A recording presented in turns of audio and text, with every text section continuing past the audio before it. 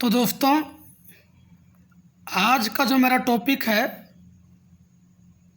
वो है ग्लाइकोलाइसिस।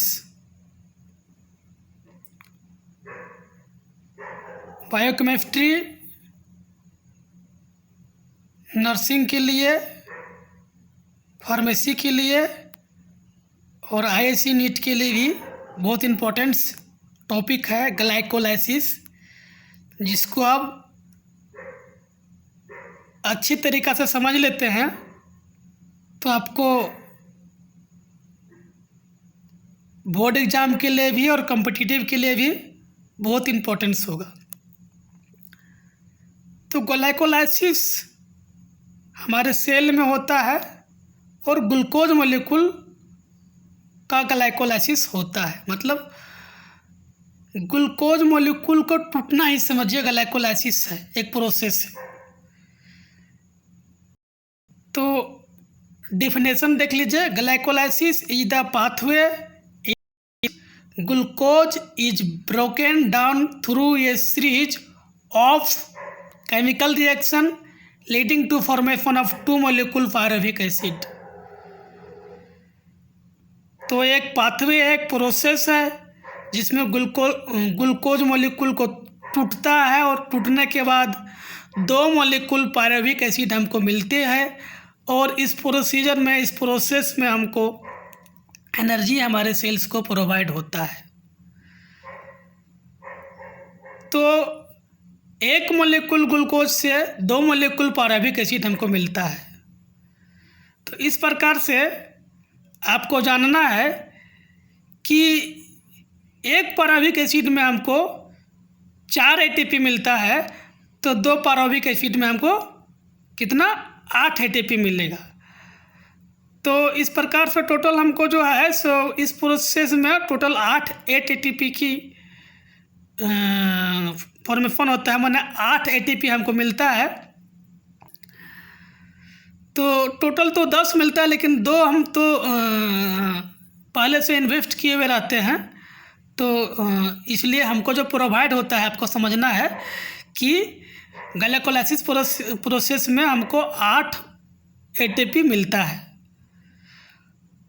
तो एक मॉलिक्यूल ग्लूकोज में दो मॉलिक्यूल पायरुविक एसिड मिलता है और दोनों मॉलिक्यूल में हमको 8 एटीपी एनर्जी मिलता है, ये आपको जानना है।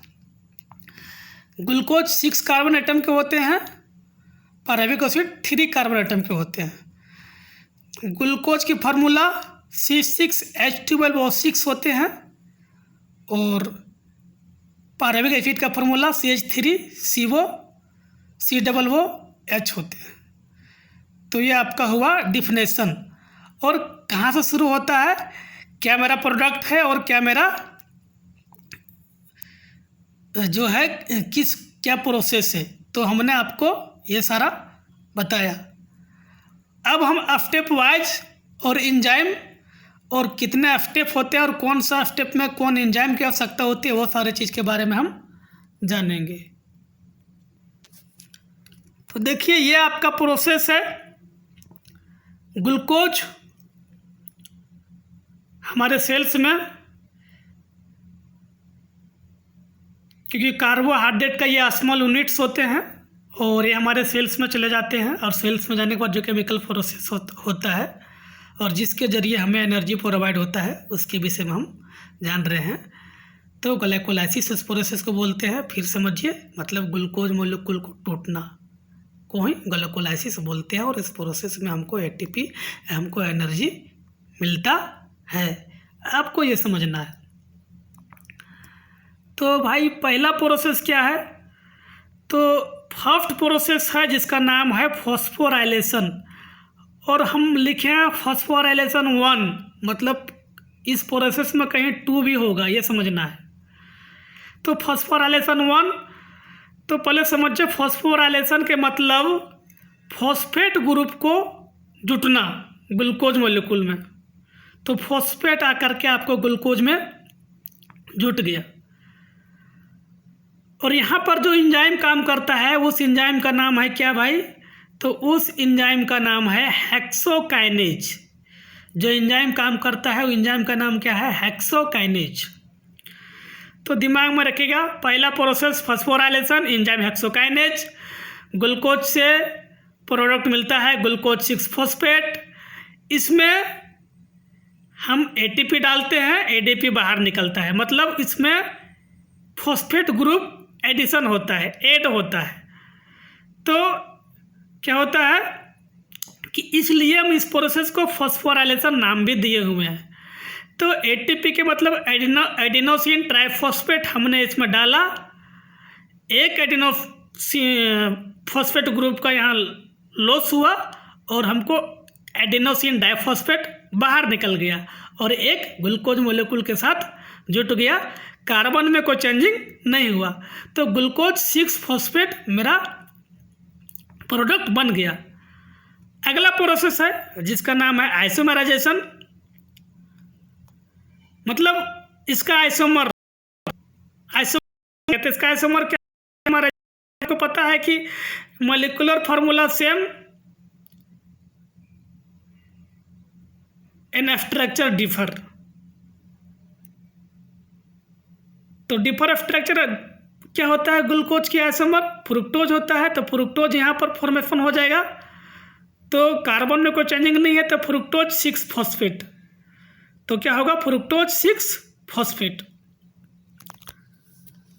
अगला प्रोसेस क्या है? तो फॉस्फोराइलेशन 2, मतलब यहाँ पर एक और फॉस्फेट को हम जोड़ेंगे। तो यहाँ भी हम लिख सकते हैं। तो फॉस्फोराइलेशन 2 हुआ, मैंने एक और फॉस्फेट को हम यहाँ क्या कर रहे हैं? जोड़ दिए। तो क्या हुआ? 1,6 डाइफॉस्फेट यानी फ्रुक्टोज 1,6 डाइफॉस्फेट मेरा जो कंपाउंड बनेगा, और जो एंजाइम इसमें होगा वह एंजाइम का नाम होगा फॉस्फोफ्रुक्टोकाइनेज। एंजाइम क्या होगा? फॉस्फोफ्रुक्टोकाइनेज एंजाइम हो जाएगा। अगला प्रोसेस है क्लीवेज, मतलब अब ये जो है फ्रुक्टोज 1,6 डाइफॉस्फेट को हम हैमरिंग कर देंगे, तो उस प्रोसेस को हम क्लीवेज बोलेंगे और इसको हम तोड़ देंगे। तो 3 कार्बन का 2 कंपाउंड 2 मॉलिक्यूल बन जाएगा, और यहाँ पर इसमें जो एंजाइम होगा वह एंजाइम होगा एल्डोलेज। एंजाइम क्या होगा? एंजाइम होगा एल्डोलेज। और यहाँ पर भी क्या होगा कि हम एटीपी डालेंगे, एडीपी बन के बाहर निकलेगा। तो अब 3 मॉलिक्यूल का 2 कंपाउंड बन गया। पहला कंपाउंड का नाम है फॉस्फेट ग्लिसरॉल्डिहाइड, ग्लिसरॉल्डिहाइड, और दूसरा है डाइहाइड्रोक्सी एसीटोन फॉस्फेट, और दोनों एक दूसरे का आइसोमर है। इसलिए हम क्या करेंगे? इसको आइसोमराइजेशन करवा करके हम फॉस्फेट ग्लिसरॉल्डिहाइड बना देते हैं और इसी से हम अगले प्रोसेस को बढ़ाते हैं। अगला प्रोसेस है जिसका नाम है ऑक्सीडेटिव फॉस्फो,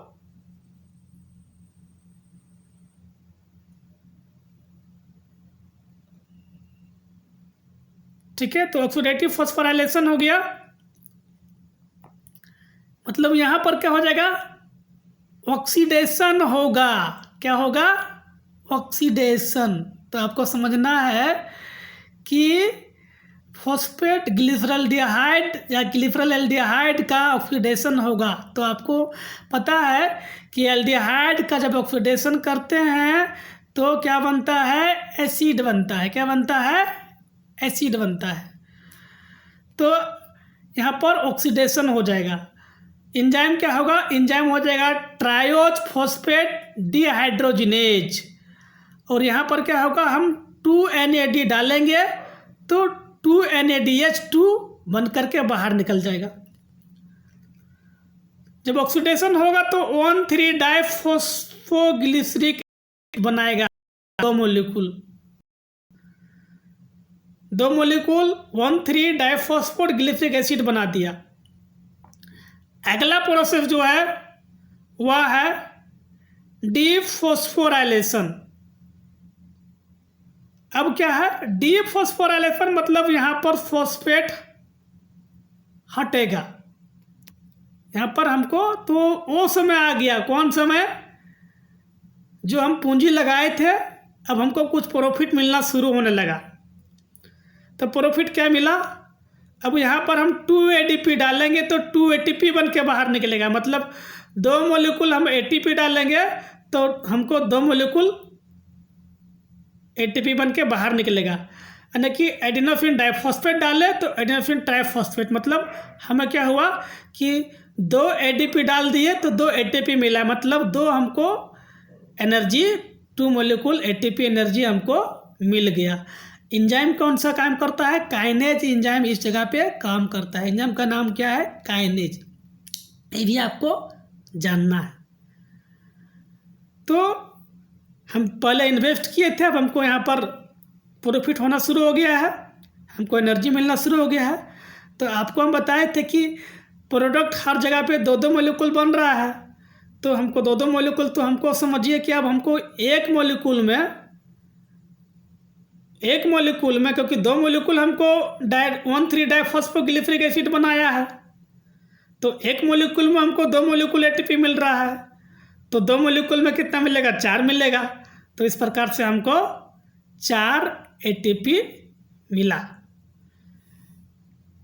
तो अगला जो प्रोडक्ट बनाएगा वह प्रोडक्ट क्या हो जाएगा, 3-फॉस्फोग्लिसरिक एसिड।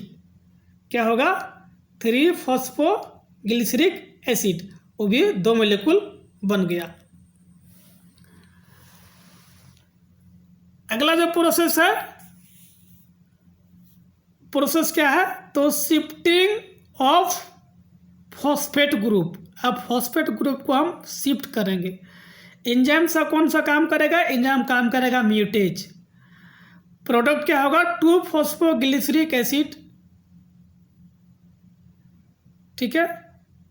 तो यहाँ पर क्या था कि 2-फॉस्फोग्लिसरिक एसिड हमको जो है से प्रोडक्ट हमको मिल गया। मतलब जब शिफ्टिंग किए उसको तो 3-फॉस्फेट जो था से हमको प्रोडक्ट अब हो गया 2-फॉस्फोग्लिसरिक एसिड मिल गया। तो अगला प्रोसेस हो जाएगा डिहाइड्रेशन, मतलब वाटर मॉलिक्यूल को हटना। एक मॉलिक्यूल वाटर इसमें से हट गया, एंजाइम कौन सा काम करेगा, एंजाइम काम करेगा इनोलेज। इनोलेज एंजाइम काम कर रहा है, प्रोडक्ट क्या बन रहा है, 2 मॉलिक्यूल फॉस्फोपायरेविक एसिड बना रहा है जो 3 कार्बन एटम के होते हैं।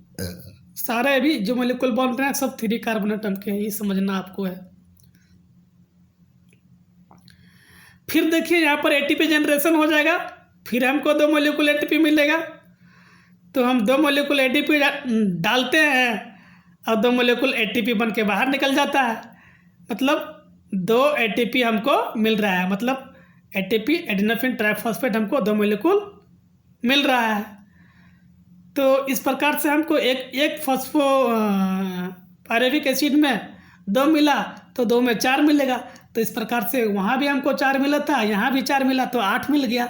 तो ये भी ध्यान में रखिएगा कि हमको टोटल प्रोसेस में 8 ATP मिल जाता है। और उसके बाद क्या हुआ कि हमको 2 मॉलिक्यूल पायरेविक एसिड मिल गया जो 3 कार्बन एटम के होते हैं। तो ये आपका ग्लाइकोलाइसिस कंप्लीट हुआ। अब इस पायरेविक एसिड से वहाँ पर एसिटाइल का एंजाइम बनता है। अगला प्रोसेस की बात कर रहे हैं जो समझ गए होंगे आप, क्रेब्स साइकिल की बात कर रहे हैं, टिच्सी साइकिल की बात कर रहे हैं, साइट्रिक एसिड साइकिल की बात कर रहे हैं। अगला क्लास में हम आपको बताएंगे साइट्रिक एसिड साइकिल क्या होता है। तो उसका शुरुआत पायरुविक एसिड से ही होता है जो एक प्रोडक्ट बनाता है एसिटाइल कोएंजाइम और उससे उसकी प्रोसेस चलती है। That's all.